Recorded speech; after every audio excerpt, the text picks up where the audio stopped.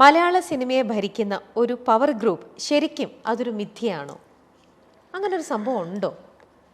ഉണ്ട്, അതില്ലാന്ന് ഞാൻ പറയുമൊന്നുമില്ല. അതൊക്കെ ഉണ്ട്. അതിൽ പെണ്ണുങ്ങളും ഉണ്ട്, ആണുങ്ങൾ മാത്രമല്ല. നമ്മൾ ആ പട്ടം ആണുങ്ങൾക്ക് മാത്രം ചാർത്തി കൊടുക്കേണ്ട ആവശ്യമില്ല, സ്ത്രീകളും ഉണ്ട്. പല പല രീതിയിലാണെന്ന് ഞാൻ ഒരു കാര്യം പറയാം. ഇപ്പോൾ നമ്മൾ നടന്മാരെ എടുക്കുകയാണെങ്കിൽ ഇപ്പോൾ ഒരുവിധപ്പെട്ടതിനൊരു 7 or 8 നടന്മാർ വരെ നമ്മൾ മലയാളികൾ മുഴുവൻ പറഞ്ഞ രണ്ട് പേര് എന്ന് പറയും. മോഹൻലാലിൻ്റെയും മമ്മൂട്ടി അങ്ങനെയൊന്നുമല്ല. അതല്ലാത്ത നടന്മാരുണ്ട്. എനിക്ക് ഇന്ന നായിക മതി, എനിക്ക് ഇന്ന ക്യാമറ മതി, ഇന്ന സ്ക്രിപ്റ്റ് മതി, ഇന്ന ആളുടെ കഥ വേണ്ട എന്നൊക്കെ പറയുന്നുണ്ട്. കാരണം എല്ലാവർക്കും തിയേറ്റർ മാർക്കറ്റുണ്ട്.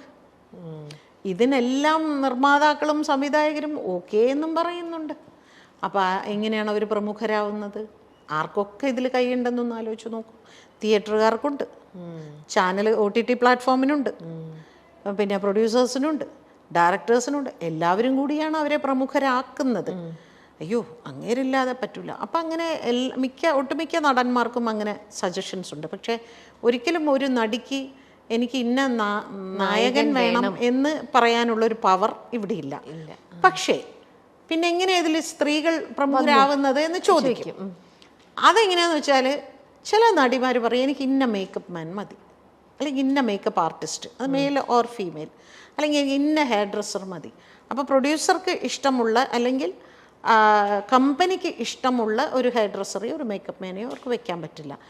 അങ്ങനെ നോക്കുകയാണെങ്കിൽ എല്ലാവരും പ്രമുഖരാണ്. എല്ലാവരും അവരവർക്ക് ആവശ്യമുള്ള ആളുകളെയാണ് അവർ ചൂസ് ചെയ്തുകൊണ്ടിരിക്കുന്നത്. എനിക്ക് ഇന്ന കോസ്റ്റ്യൂമർ മതി, അവരാണ് എനിക്ക് കറക്റ്റായിട്ട് കോസ്റ്റ്യൂം ഡിസൈൻ ചെയ്ത് തരുന്നത്.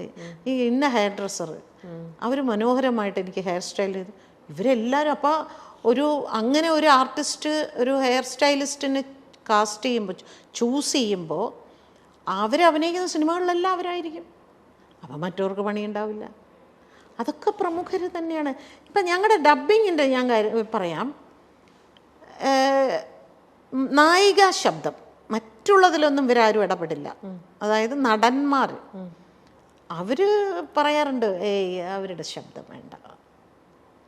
നായികമാരുടെ വേണ്ടി പറയും. ആ നായിക പോലും ചിലപ്പോൾ അങ്ങനെ പറയാറില്ല, പക്ഷെ നടന്മാർ പറയും.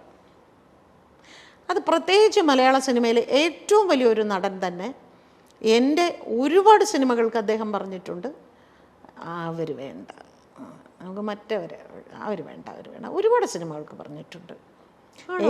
ഞാൻ പിന്നെ അതൊരു വലിയ വിഷയമാക്കാതെ ഓക്കെ അതിനെന്താ എന്ന് പറഞ്ഞ് ഞാനിവിടെ വേറെ പടം ചെയ്യാതിരിക്കുന്നുണ്ടോ, ഞാൻ വേറെ സിനിമകൾ ചെയ്യുന്നുണ്ട്, അങ്ങനെ തന്നെ ആയിക്കോട്ടെ. അതൊക്കെ നമ്മൾ ഈസി ആയിട്ട് ഇതിൻ്റെ ഒരു ഭാഗമായിട്ട് എടുക്കുക, അത്രയേ ഉള്ളൂ. അതിനൊന്നും നമ്മൾ കൊടി ഉയർത്തി ഇതിൻ്റെ പിന്നാലെയൊന്നും പോയിട്ടൊന്നും ഒരു കാര്യമില്ല. ആ നായികയ്ക്ക് വേണ്ടിയിട്ടാണ് ചേച്ചി ഇവിടെ ശബ്ദം കൊടുക്കുന്നത്. നായികയ്ക്ക് അവിടെ ഒരു വോയിസും ഇല്ല. ആ സിനിമയിലെ നായകനാണ് തീരുമാനിക്കുന്നത് ആർക്ക് എന്ത് ശബ്ദം കൊടുക്കണം എന്നുള്ളത്. അപ്പൊ അതൊരു പവർ ഗ്രൂപ്പിന്റെ ഓരോ ഇതെന്ന് പറയുന്നത് തന്നെ പവർ ഗ്രൂപ്പ് ഒക്കെ ഉണ്ട്. അതില്ല എന്ന് പറഞ്ഞാൽ ഞാൻ സമ്മതിക്കില്ല. ഓക്കെ, പവർ ഗ്രൂപ്പിൽ സ്ത്രീകളുടെ റോള് താരതമ്യേന കുറവാണ് എന്നുള്ളതേ ഉള്ളൂ. കയറി നിൽക്കുന്ന തീർച്ചയായിട്ടും പുരുഷന്മാർ തന്നെയാണ്. ഈ സ്ത്രീകളാണെങ്കിൽ പോലും, സ്ത്രീകൾക്ക് ഇപ്പൊ ചേച്ചി പറഞ്ഞു, പുരുഷന്മാരെ നായകനെ ഡിസൈഡ് ചെയ്യാനുള്ള ഒരു പവർ അവർ അല്ലെങ്കിൽ ഒരു വോയിസ് ഉണ്ടാവില്ല. എന്നിരുന്നാൽ കൂടെ അവരുടെ കൂടെ അഭിനയിക്കുന്ന ബാക്കി കോ ആർട്ടിസ്റ്റുകൾ അവരാരൊക്കെ വേണം. അല്ലെങ്കിൽ എനിക്കിപ്പം ഒരാളുമായിട്ട് എനിക്ക് വലിയ താല്പര്യമില്ല, അപ്പം എൻ്റെ സിനിമയിൽ അവരാണ് എൻ്റെ സിസ്റ്ററായിട്ടോ എൻ്റെ ഫ്രണ്ടായിട്ടോ വരുന്നതെങ്കിൽ അങ്ങനെയും അവരവിടെ ചെയ്യിക്കാറുണ്ടാവും അല്ലേ? ഞാൻ വരണമെന്നുണ്ടെങ്കിൽ ആ കുട്ടീനെ ആ സിനിമയിൽ വെക്കാൻ പാടില്ല അല്ലേ? നമുക്കറിയാം പണ്ടൊക്കെ നമ്മൾ പ്രേം നസീർ സാറിൻ്റെ കാലത്തൊക്കെ നസീർ സാറ് ഷൂട്ടിംഗ് സെറ്റിൽ പോയിരിക്കുമ്പോഴാണ് ഓരോ ആർട്ടിസ്റ്റിന് ഇതിലേത് കഥാപാത്രമാണ് ചെയ്യുന്നത് എന്ന് സാറ് ചോദിക്കുമ്പോഴാണ് സാറിന് അറിയുന്നത് സാറിൻ്റെ അനിയത്തിയായിട്ട് അവരാണെന്ന്. ഇന്നങ്ങനെയല്ല. ഇന്ന് ഇവർ പറയും എൻ്റെ അനിയത്തി ആരാകണം, എൻ്റെ ചേച്ചി ആരാകണം, എൻ്റെ അമ്മ ആരാകണം, എൻ്റെ കാമുകി ആരാകണം, ഇതെല്ലാം അവർ പറയുന്നതനുസരിച്ച് തന്നെയാണ് പോകുന്നത്. പക്ഷെ അതൊന്നും ഒരു നിയമം കൊണ്ടൊന്നും അതൊന്നും മാറ്റാനൊന്നും പറ്റില്ല. പക്ഷെ അത് മലയാളത്തിൽ മാത്രമല്ലല്ലോ ഇപ്പൊ ഗ്രൂപ്പ് ഉള്ളത്. ഇവിടെ കുറവാ അല്ലേ? പുറത്തേക്കൊക്കെ ഇവിടെ കുറവാണ്. അവിടെ ഏത് തിയേറ്റർ റിലീസ് ചെയ്യണമെന്ന് വരെ അവർ തീരുമാനിക്കും. ഏത് പിന്നെ സെന്ററിലേക്ക് ഇത് പോകണം, എവിടെയൊക്കെ പോകണം, ഇത് എങ്ങനെ റിലീസ് ചെയ്യണം, എന്ന് റിലീസ് ചെയ്യണം എന്ന് വരെ അവർ പറയും. ഇവിടെ പക്ഷെ അത്രയായിട്ടില്ല. അത്രയ്ക്കൊന്നും. നമ്മുടെ പവർ ഗ്രൂപ്പ് ഇനിയും അവരുടെ ലെവലിൽ വളരേണ്ടിയിരിക്കുന്നു. ഓക്കെ. സിനിമാ മേഖലയിൽ നടക്കുന്ന പ്രശ്നങ്ങൾ പുറത്തു വരുന്നത് മറ്റു മേഖലകളിലും നവീകരണത്തിന് വഴിതെളിക്കുമോ? സിനിമയിൽ വരുന്നത് മറ്റു മേഖലകളിൽ ഇപ്പം നടന്നുകൊണ്ടിരിക്കുന്ന സംഭവം സിനിമയിൽ മാത്രമുള്ളതല്ലല്ലോ ഈ സംഭവങ്ങളൊക്കെ. വേറെ ഏത് ഇൻഡസ്ട്രിയിലും വേറെ എല്ലാ മേഖലകളിലും ഉള്ളതാണ്. അല്ല, ഇതുപോലെ ഒരു കമ്മിറ്റി എല്ലാ മേഖലയിലും വരണം എന്ന് എനിക്കൊരാഗ്രഹമുണ്ട്. രാഷ്ട്രീയത്തിൽ ഒരു കമ്മിറ്റി കൊണ്ടുവരണം. എത്രമാത്രം ഇത്തരത്തിലുള്ള പ്രശ്നങ്ങൾ അവിടുത്തെ സ്ത്രീകൾ അനുഭവിക്കുന്നുണ്ട് പറയണം. അതുപോലെ ആശുപത്രികളിൽ, ജോലി സ്ഥലങ്ങളിൽ, പിന്നെ ഈ പറയുന്ന സർക്കാർ, ഇവിടെയൊക്കെ ഇതുപോലെ ഓരോ കമ്മിറ്റി വെക്കട്ടെ. അപ്പോൾ അറിയാം. ഇപ്പോൾ സിനിമയാണല്ലോ ഏറ്റവും അധികം ചെളിവാരി എറിഞ്ഞുകൊണ്ടിരിക്കുന്നത്. ഇനി മീഡിയയ്ക്കുള്ളിലും വരണം. സ്ത്രീകൾ പ്രതികരിക്കാൻ മടിക്കുന്നത് ഭീഷണിയെയും വെല്ലുവിളികളെയും പേടിച്ചാണെന്ന് കരുതുന്നുണ്ടോ?